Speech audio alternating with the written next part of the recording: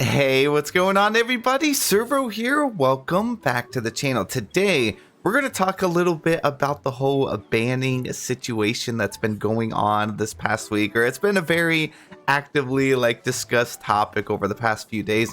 And it was mainly because of a Reddit post where some player had shown off that they got a letter in the mail saying that they pretty much got a warning for hacking and modding. So we're going to talk about all of that in today's video. If you guys do enjoy my content, please be sure to subscribe to the channel if you haven't already. And it is time for a notification check.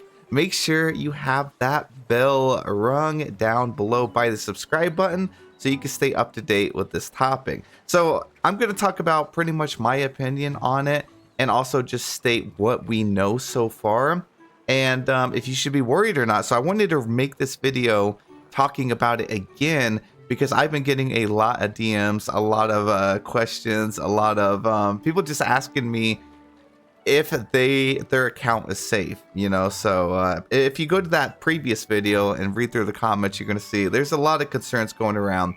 So the thing about this is I don't think this is brand new. I don't think any of this is something that is just being implemented and being hard enforced right now. We all know that game companies, they don't want you to hack. They don't want you to mod. So hacking and modding is essentially taking something or using some sort of external thing to get a bunch of resources automatically, pretty much instantly in your game without actually working or grinding for it. Now, this brings a lot of players worrying well, what about treasure valleys? If I go and visit someone over, that's streaming or someone that's posting over on Reddit, Treasure Valley, and I pick up stuff, can I get banned? Well, I can't say what Gameloft is going to do with their game, but I will say I have never heard or seen anyone actually get banned in this game. I frequent, Reddit posts and Facebook and stuff every single day for the past 2 years. I've never seen anyone actually get banned or permanently banned. So that was the punishment if you are hacking and modding and they give you a warning and then you still continue to do it. They did say you would be banned permanently for multiplayer, which would mean no more moonstones because you can't do dream snaps and you can't visit other players. So what I think is happening is people that are actually hacking or modding the game. So if you're not someone that's going out of your way using some client on your PC, there's quite a few out there, I don't want to name it, and you're mass duplicating items for yourself, I don't think personally you have anything to worry about because you're not the one doing it. I mean, that's what the letter in the mail said. It was for hacking modding. If you're going to a treasure valley, that's not hacking or modding me. You're just doing something that the game allows you to do, which is to go to other players' valleys, pick up the resources. It's not your job to know where they got those resources from, right? When trading is opened up, you can trade with anybody, people that you don't even know, right? So it's not like you can go and fact check, where'd you get this stick from? Or did you actually get this apple off that tree? Or did you go and mod it into the game? So I personally, I don't think you could ever really get banned or anything like that for going to someone's valley and picking up stuff. That doesn't make sense. You would completely kill a player base. You wouldn't have anyone playing the game if they were going around handing out bans, and I don't think that's what they want to do. But again, I don't speak for Gameloft. This is just my personal opinion.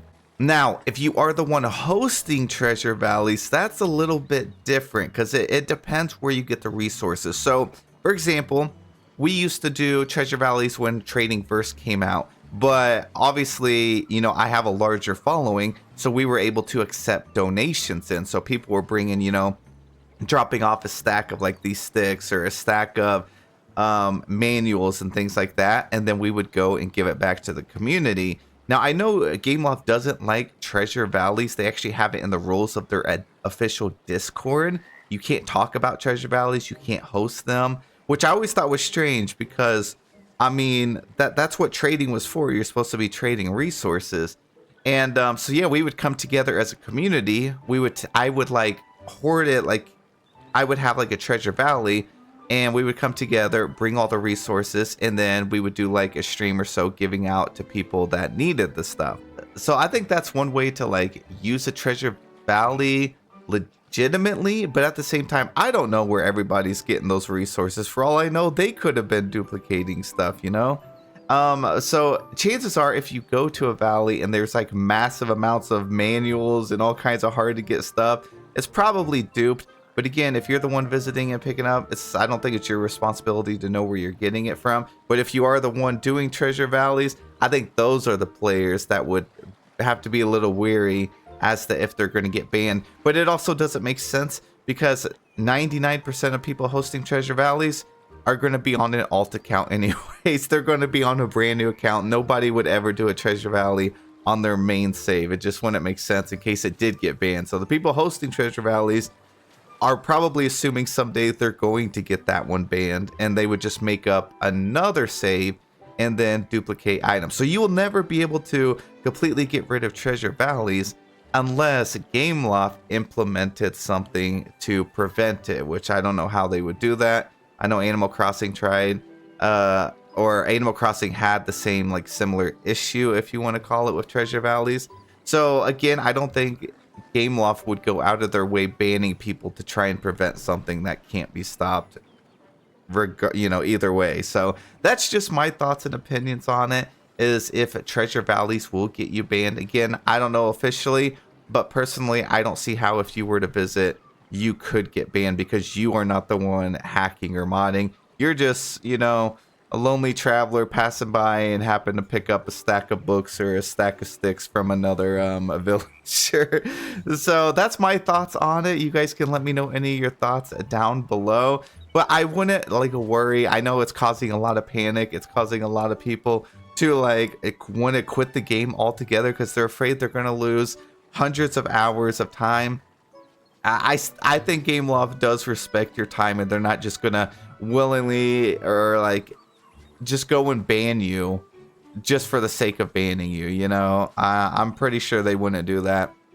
So I don't think you have any, unless you're the one actually using external software to get a bunch of resources in the game. I don't think you have anything to worry about. So yeah, that's my thoughts on it. Just kind of wanted to talk about this a little more because I've just been seeing mass panic. I know me and a few creators made a post on that. We pretty much just cover everything to do with Dreamlight Valley. And like I said, I've never actually seen anyone officially get banned or make a post. Because usually if someone's going to get banned, they're going to be very, very upset. And the first place they're going to go is to Discords, socials, Reddit, Facebook, all that. And they're going to be making rant posts about it because they just lost 400 hours in the game. All their premium shop items or at least ability to go into multiplayer. Now, if this ever changes, of course, I'll make a video and make sure everybody knows, hey, people are getting banned. But I wouldn't panic. Just keep playing the game how you have been playing. Just keep playing it, abiding by the rules that Gameloft sets out. And you should be good on that. So really quickly, let's talk about the pros and cons of a treasure valley. So one thing about treasure valley is it does allow you to get resources at a faster rate, which to me, since they implemented trading, I kind of figured that's what they would actually want you to do, is to help each other out. I mean, isn't that what Disney is all about, is helping each other out? So some players don't have time to spend 6 hours a day on Dreamlight Valley.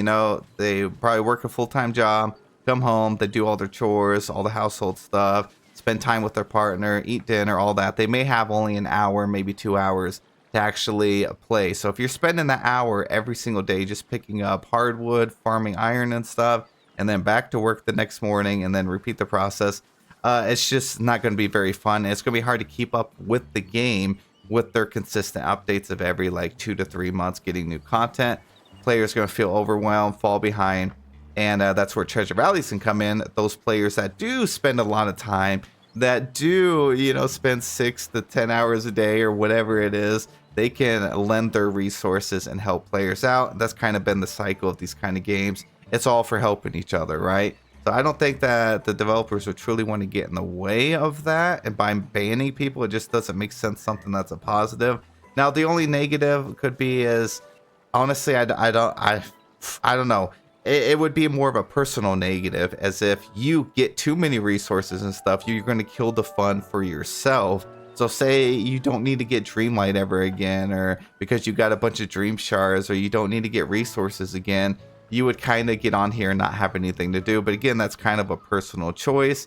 And maybe that's where they don't want some treasure valleys to come in, because too many players are going to get everything, then they're going to get bored. So kind of as an example, whenever you go to Scrooge's shop and you have everything, like myself, I have like everything out of Scrooge's shop, I have no reason to go into Scrooge's shop again. So if you have treasure valleys and you have access to all the items, you're probably going to quit playing Dreamlight Valley until the updates come around. So that's the only reason I could see that treasure valleys would be a negative for the developers. So I don't know, it's kind of a hard balance to do. Personally, as a player, I always think to just play the game how you want, as long as you're not affecting other player experiences. And I think that's all it really comes down to. But we'll have to wait and see if there's any anything else that develops on this. But again, I wouldn't worry. I mean, you haven't been banned or warned or anything like that. And if there is an issue and you get a letter in the mail, by some chance, they did say you could reach out to them and talk to them about the situation and kind of discuss it with the team over there. So yeah, I definitely wouldn't be worried or scared or anything like that. Just keep playing how you are. Have a wonderful day. I'll see you in the next one.